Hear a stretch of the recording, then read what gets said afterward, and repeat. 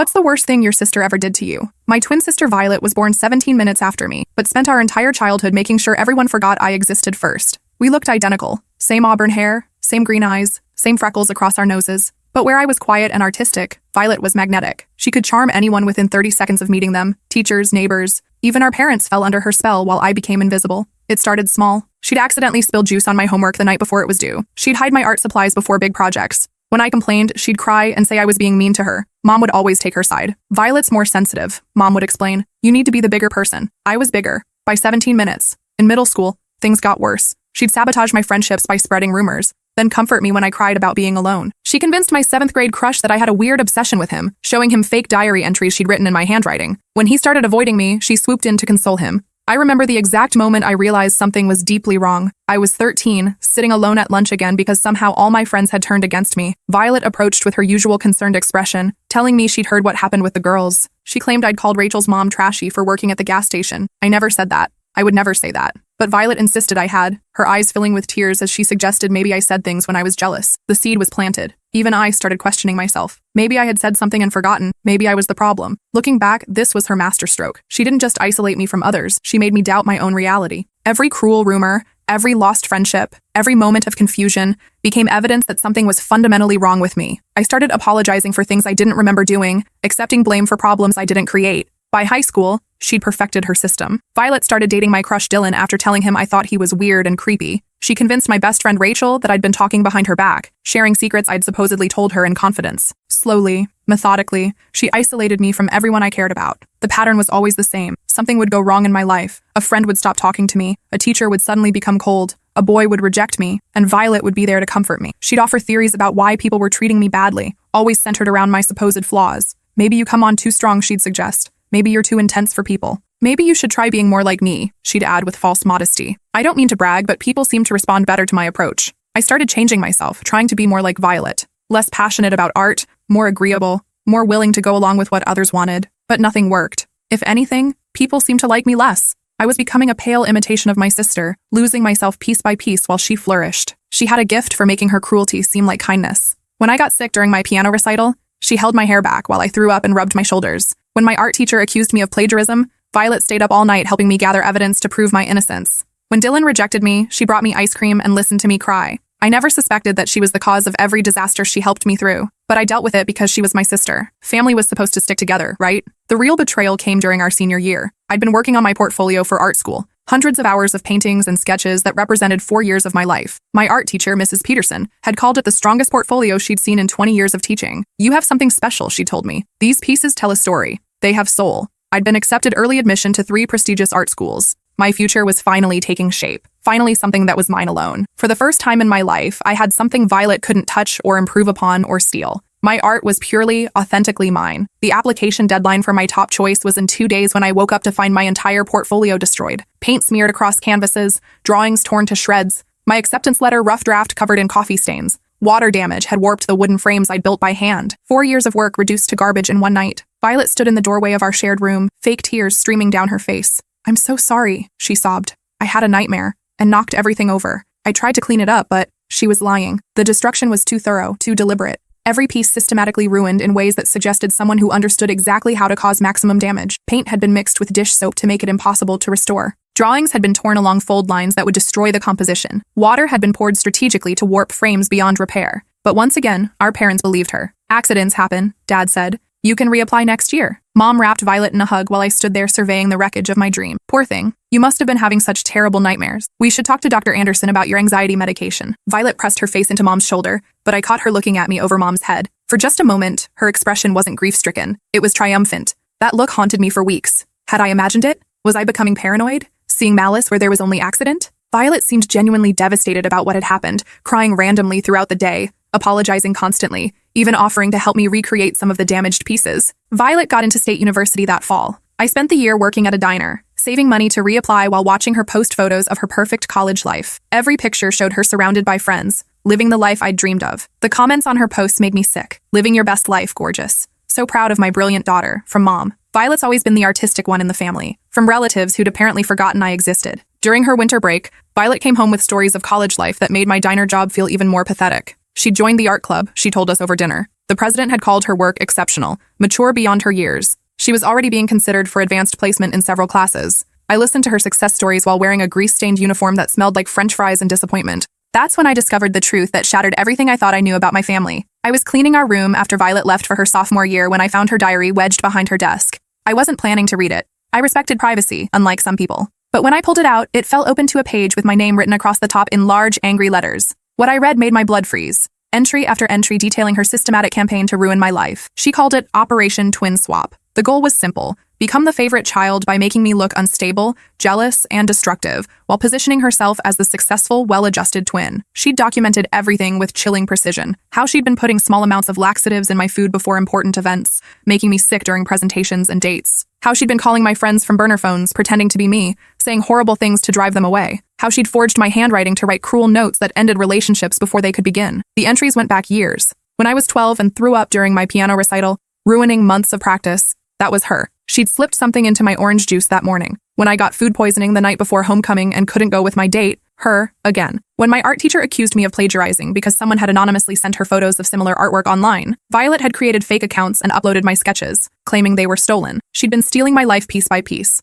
and I'd blamed myself for being unlucky. One entry from when we were 14 made me physically sick. Success. Got her math teacher to think she's cheating. Called the school from a payphone pretending to be a concerned student who saw her with cheat sheets. When Mrs. Johnson searched her backpack, she found the answers I planted there during lunch. She's being moved to remedial math now. One less way for her to compete with me academically. The look on her face when they found the answers was priceless. She actually looked confused, like she couldn't understand how they got there. She's so trusting, so naive. It's almost too easy. Another from junior year. Intercepted the letter from the National Art Honor Society today. She'll never know she was selected. Told mom and dad they only picked one student this year and it was me. They're so proud, talking about framing my certificate. She looked so confused when I got the congratulations card at dinner, but didn't say anything. She's learned not to question these things anymore. She just accepts that good things happen to me and bad things happen to her. She's finally broken. But the cruelest entries were about my emotions. She'd study my reactions to her sabotage, documenting my confusion and self-doubt like a scientist observing lab rats. She's starting to think she's cursed, one entry read. Perfect. Self-doubt will make her stop trying so hard. Maybe she'll finally realize she doesn't belong here. She asked me yesterday if I thought something was wrong with her, why bad things always happen when she's about to succeed. I told her maybe she's self-sabotaging because she's afraid of failure. She actually believed it. She's so pathetic, so desperate for an explanation,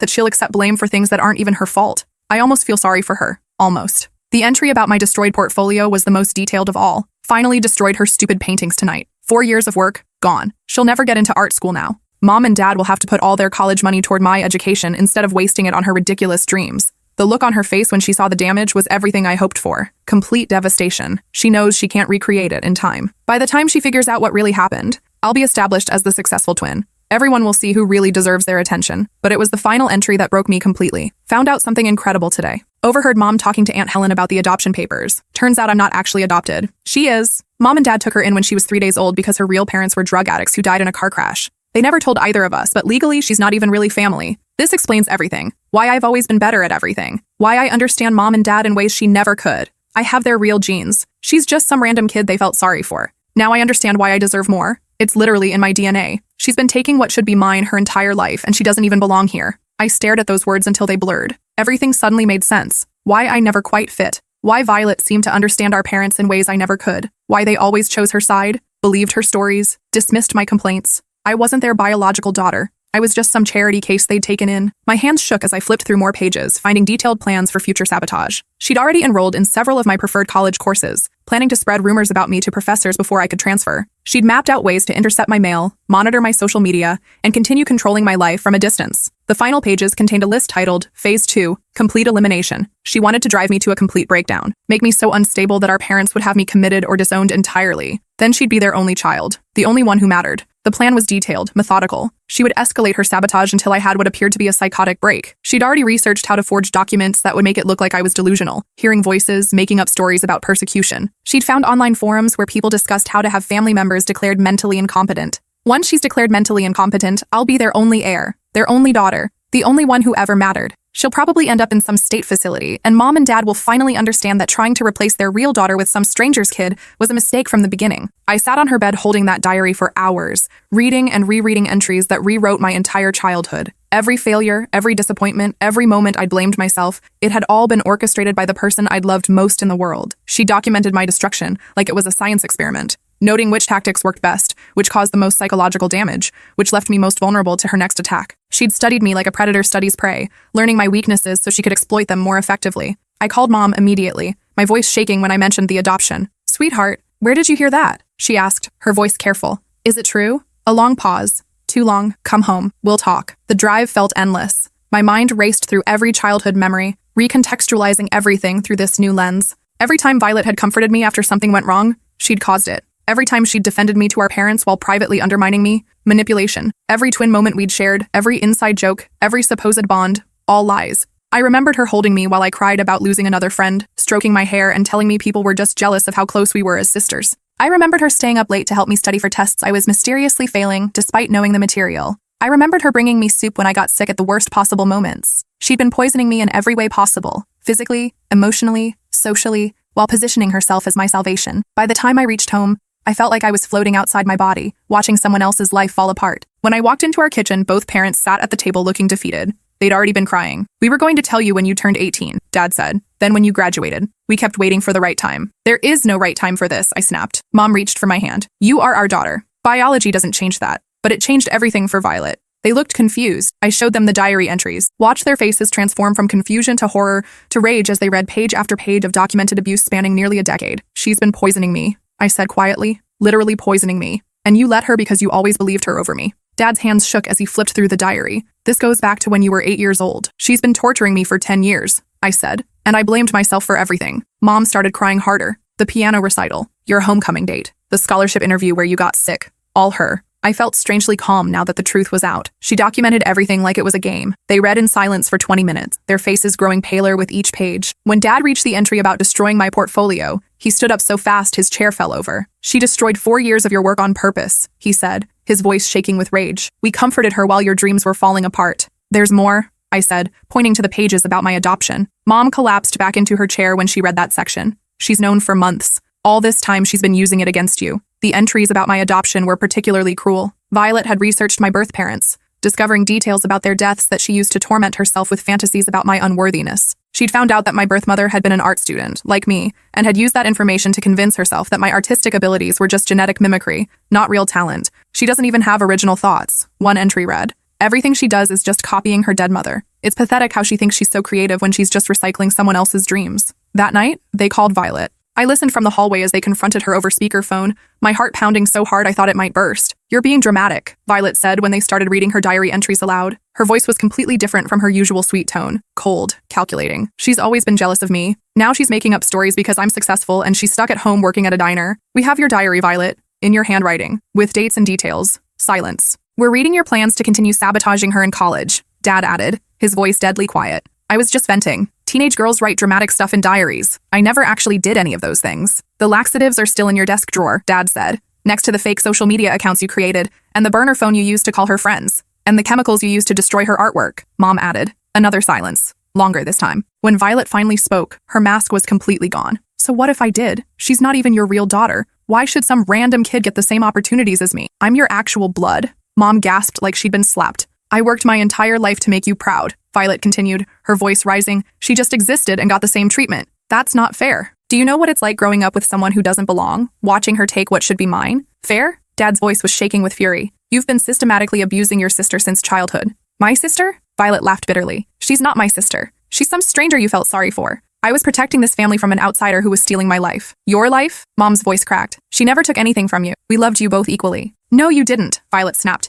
"You felt obligated to love her. There's a difference. I could see it in your eyes. The guilt whenever you showed her affection, like you were betraying your real daughter by caring about the replacement." "That's not true." "It is true," Violet shouted. "And now she knows exactly what she is. A replacement. A consolation prize. A charity case who never should have been part of this family. I bet she's wondering right now if you ever really loved her or if you just felt sorry for her." Her words hit like physical blows, because part of me was wondering exactly that. "You destroyed 10 years of her life because of your jealousy," Dad said. "I gave her character," Violet replied. "I made her stronger. She never would have become an artist if I hadn't pushed her. I actually did her a favor." The audacity was breathtaking. Even now, faced with undeniable evidence of her cruelty, she was rewriting history to make herself the hero of my story. The line went dead. We sat in stunned silence for several minutes. I felt like I was drowning, unable to catch my breath. "I'm so sorry," Mom finally whispered. "We failed you. We failed both of you." Dad buried his face in his hands. "She was so young when it started. We thought it was normal sibling rivalry. Normal siblings don't document abuse in diaries, I said. Normal siblings don't poison each other's food. How did we miss this? Mom asked. How did we not see what was happening under our own roof? I thought about all the times they dismissed my complaints,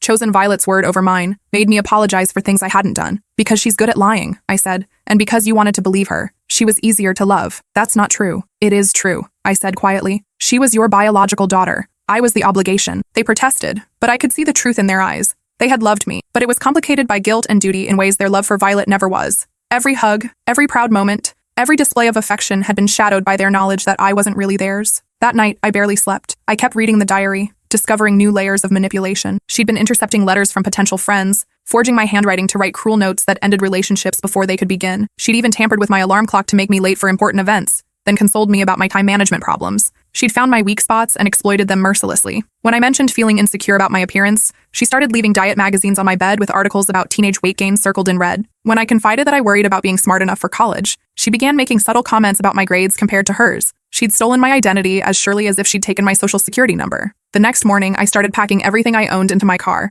Every item I touched felt contaminated by memories of her sabotage. Mom begged me not to leave. Dad offered to pay for therapy, for art school, for anything I wanted. You can rebuild your portfolio, Mom pleaded. We'll help you apply to every art school in the country. We'll pay for whatever you need. It's not about the portfolio, I said. It's about the fact that I don't know who I am when I'm not being compared to her. I need to find out. But you're our daughter. Am I? I asked. Or am I the girl you took in because you felt guilty about not being able to have two biological children naturally? They couldn't answer that question immediately, and their silence told me everything I needed to know. We love you, Mom said finally. Not because we have to, because we choose to. But you chose to believe her over me for 18 years, I replied. Even when I was telling you the truth, I drove to the city with $800 in savings and no plan beyond getting away from everything that reminded me of her. I slept in my car for 3 nights, showering at a 24-hour gym, before finding a tiny studio apartment above a Chinese restaurant. The smell of garlic and ginger seeped through the floorboards, but it was mine. For the first week, I did nothing but sleep and cry. I'd wake up reaching for my phone to text my sister about something funny, then remember she'd never been my sister at all. Every good memory felt poisoned now that I knew her true feelings. I found myself questioning everything about our childhood. Had any moment between us been real? Had she ever genuinely cared about me, or was every kindness calculated to maintain her cover? Even our twin telepathy, something I'd treasured as proof of our special bond, now seemed like evidence of how well she knew me in order to destroy me. I got a job at a small gallery starting as a receptionist for minimum wage. The owner, Mrs. Chen, was a 70-year-old woman who'd escaped communist China with nothing but her art supplies and an unshakable belief in the power of creativity. You have sad eyes, she said on my first day, but artist eyes, good for seeing truth that others miss. Slowly, carefully, I started painting again. For the first time in my life, I created art without looking over my shoulder, without waiting for someone to destroy it. The paintings that emerged were raw, angry, beautiful. They told stories I'd never been able to tell because I'd never understood my own story. Mrs. Chen watched me work during my lunch breaks, never commenting but always nodding with approval. Pain makes good art, she said one day as I worked on a piece about fractured identity. But only if you let it transform, not consume. How do you know the difference? I asked.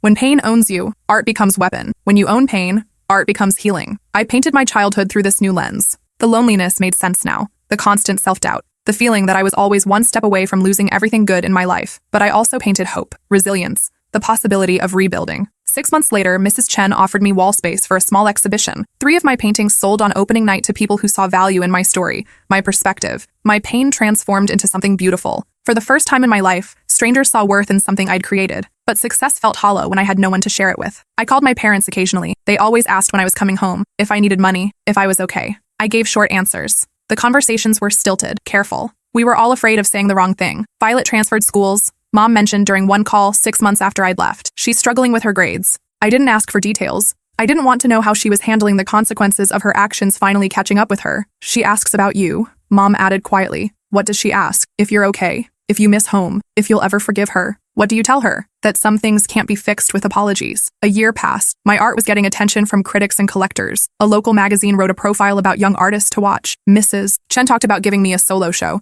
something I'd dreamed of since childhood. I was finally building something that was entirely mine, untouched by Violet's manipulation. Then one day, Violet showed up at the gallery. I was hanging a new piece, a self-portrait showing a woman stepping out of a shattered mirror. When I turned and saw her standing in the doorway, she looked different, thinner, harder. Her hair was shorter, dyed black instead of our natural auburn, but her eyes were the same, calculating, predatory, searching for weaknesses. Nice place, she said, walking around like she owned it. Very authentic. What do you want, Violet? I wanted to see how my little sister was doing. She stopped in front of one of my paintings, a piece about identity theft that showed 2 figures, one consuming the other. Dark stuff, very dramatic. Get out. We need to talk, she said, ignoring my request. There are things you don't understand about our family. I understand everything. I read your diary, remember? She smiled, and for a moment she looked exactly like the sweet sister I'd grown up loving. That old thing? I was just a kid. Kids write stupid stuff when they're angry. You documented 10 years of systematic abuse. I documented sibling rivalry. Maybe you should have tried harder to keep up instead of playing victim your whole life. Mrs. Chen appeared from the back office, took one look at the tension between us,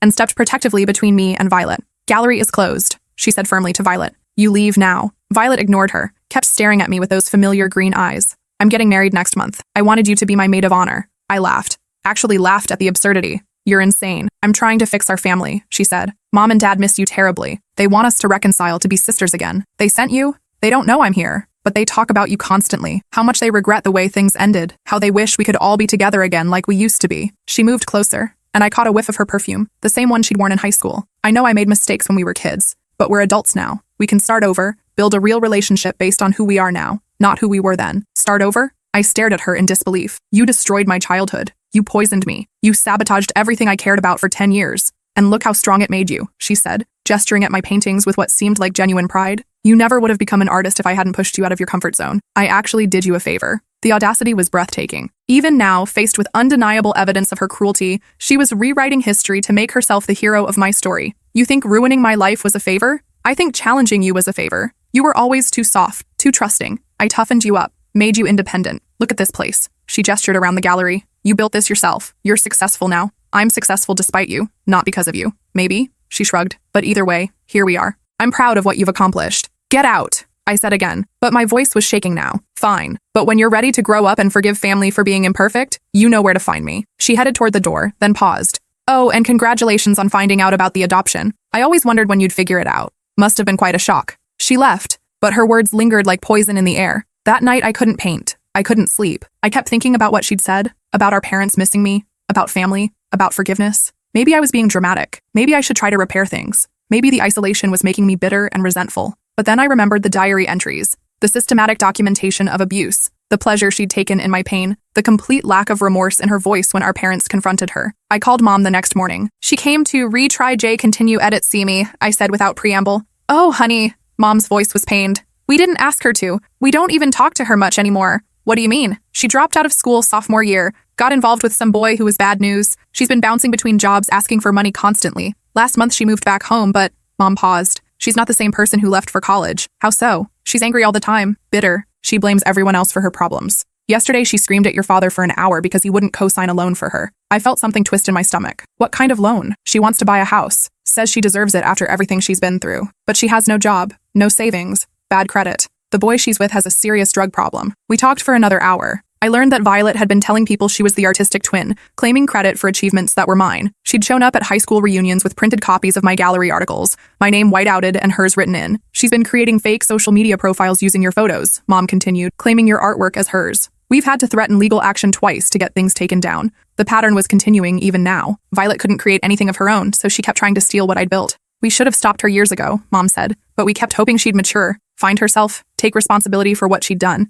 Instead, she's gotten worse. Do you really miss me? I asked. Or do you just feel guilty? Both, Mom said honestly. But mostly we miss you. The house feels empty without your laugh, without seeing your art propped against the kitchen counter. Your father keeps your room exactly like you left it. Even though I'm not really your daughter, you are our daughter, Mom said firmly. Blood doesn't make a family. Love does. Choice does. We chose you every single day for 18 years. The fact that you didn't grow in my body doesn't make you less mine. I cried then, for the first time since leaving home. That night, I made a decision. I wrote a letter, not to Violet, but to my parents. I told them I loved them but needed more time to heal. I wasn't ready to come home, but I wasn't disappearing forever either. I also started researching my birth parents, using the information Mrs. Chen helped me find in public records. 2 years later, I was ready for my first solo exhibition. The collection was called Borrowed Life, 25 paintings exploring identity, belonging, and what family really means. The centerpiece was a triptych showing 3 stages, a child trapped in a mirror, a young woman breaking free from chains, and a figure finally stepping into light with her own shadow. The artist's statement read, "Sometimes the greatest gift is learning who you are when no one else is watching." The night of the opening, I saw familiar faces in the crowd.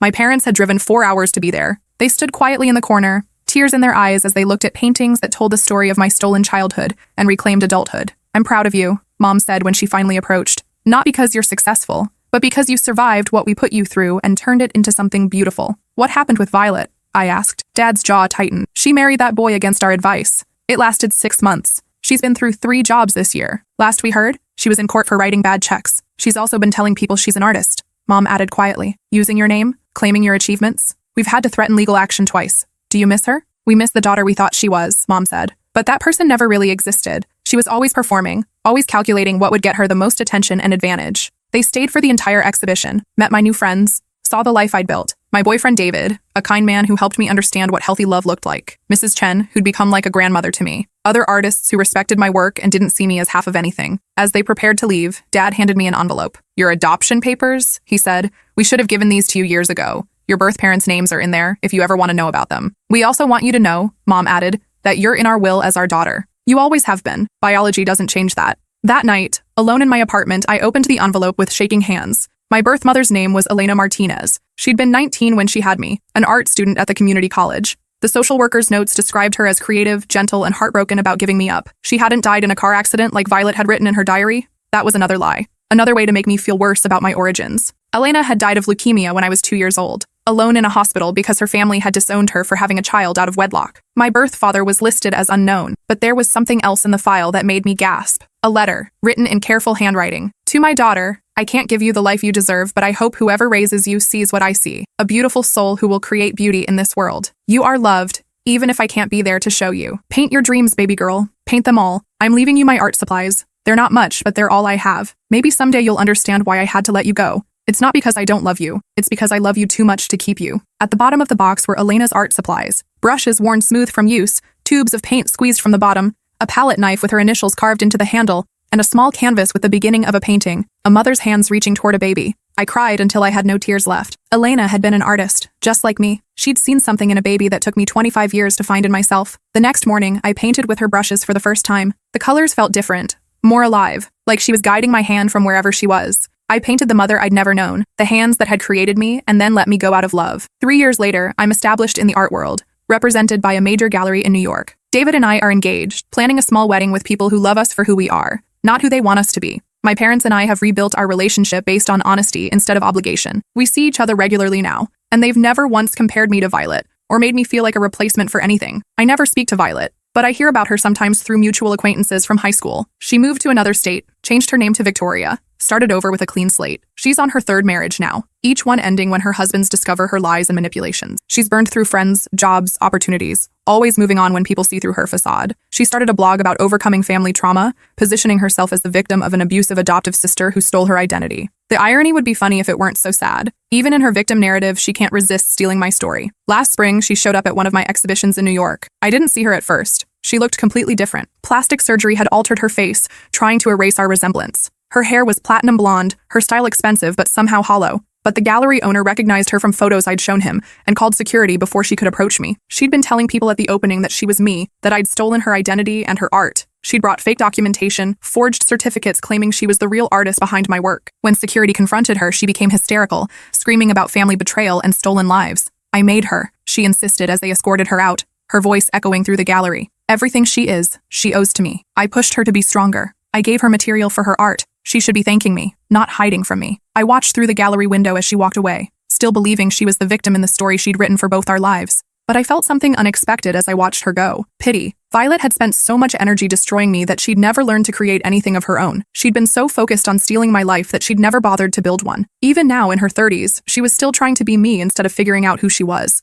The saddest part wasn't what she'd done to me. It was what she'd done to herself. David found me standing at the window and wrapped his arms around me. You okay? I think so, I said, and meant it. That night, I called my parents to tell them what had happened. They weren't surprised. She's been contacting people from high school, Dad said, trying to get information about you, your success. She's obsessed with proving that your achievements should be hers. She'll never stop, will she? I asked. Probably not, Mom said honestly, but that's her choice. You can't control what she does. You can only control how you respond. They were right. I'd spent too many years letting Violet's actions dictate my feelings. I wasn't going to give her that power anymore. The next day, I painted my response. A canvas showing 2 women, one creating, one destroying. The creator's hands were covered in paint, bringing color to the world. The destroyer's hands were empty, reaching for what the creator had made. I titled it, The Difference. 6 months later, David and I got married in Mrs. Chen's gallery, surrounded by my art and the people who'd helped me rebuild my life. My parents walked me down the aisle together, tears in their eyes as they officially welcomed David to our chosen family. During the reception, Mrs. Chen pulled me aside. Your sister, she said quietly. She called here yesterday. My stomach dropped. What did she want? to know when you're having babies. She said she wanted to be involved in their lives, to be a good aunt. The thought of Violet anywhere near my future children made me feel sick. What did you tell her? That you're no longer taking her calls? That she needs to respect your boundaries and move on with her own life? How did she react? Mrs. Chen smiled grimly, like someone who's never been told no before. But that's her problem, not yours. That night, David and I talked about Violet for the first time in months. We'd discussed her before, but carefully, the way you might discuss a dangerous animal you hope never to encounter. Do you think she'll ever leave us alone? He asked. I don't know, I said honestly, but I know it doesn't matter anymore. She can't hurt me the way she used to. I know who I am now. Who are you? He asked, smiling. Elena's daughter, I said without hesitation. An artist. Your wife. Someone who survived and learned to thrive. Now, 2 years later, I'm pregnant with our first child. A daughter, according to the ultrasound. David and I spend hours talking about how to raise her, how to protect her from people like Violet while still teaching her to trust and love. I've been painting the nursery with scenes from children's books, filling it with color and joy. Sometimes I use Elena's brushes, feeling connected to the mother who gave me life and the parents who gave me love. Last week, I got a letter forwarded from my old address. Violet's handwriting, instantly recognizable even after all these years.